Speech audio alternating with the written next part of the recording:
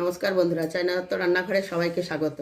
বেশ কিছুদিন আমি আবার ছিলাম না, মেয়ের পরীক্ষা চলছিল, নলহাটি যাতায়াত করতে হচ্ছিল। আবার আমি নতুন করে রেসিপি শুরু করেছি, আপনারা সবাই পাশে থাকবেন।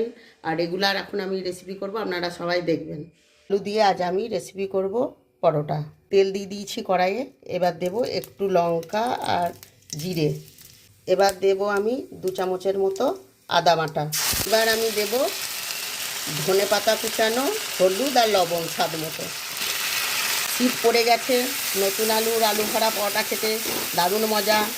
আপনারাও বানাবেন, আমিও বানাচ্ছি। নতুন আলু নিয়ে নিয়েছি, এটাকে সেদ্ধ করে নিয়ে নিয়েছি। এটাকে আমি মেখে নিয়েছি, ভালো করে চটকে নিলাম। কেন আর সকাল সকাল আলু ভরা পরোটা করলাম বলুন তো? আজকে হচ্ছে বৃহস্পতিবার, পূর্ণিমা।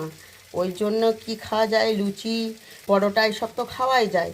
ওই জন্য এবার আমি দেখলাম নতুন আলু উঠেছে, তাই দেখলাম আলু ভরা রুটি করি। এটা আমাদের বাড়ির আমার মেয়ে ছেলে সবাই পছন্দ করে। মশলাটা কষা হয়ে গেছে, আমরা একটা জায়গায় তুলে নিয়েছি। আটাটা মাখা হয়ে গেছে, চলুন এবার ময়দায় পুর ভরে দেখাই। আটাটাই আমরা এইভাবে লেচি করে নিয়েছি। এবার আমরা এইভাবে গর্ত করে এখানে পুর ভরবো।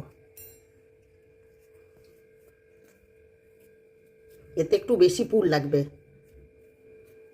এই যে পুর যত বেশি দেবেন তত খেতে ভালো লাগবে। এইভাবে মুখটাকে মেরে দেব। এই যে এইভাবে আমরা সবগুলোকে করে নেব। আমরা এইভাবে এটাকে বেলে নিচ্ছি। অল্প একটু আটা দিয়ে বিলবেন, তাহলে কোনো পুর কোনো রকমে বেরাবে না। দেখুন কত সুন্দর হয়েছে। আমরা প্রথমে একটু তাওয়াতে তেল দেবো, যাতে পরোটাটা ধরে না নেয়। এবার পরোটাটা আমরা দিয়ে দেব।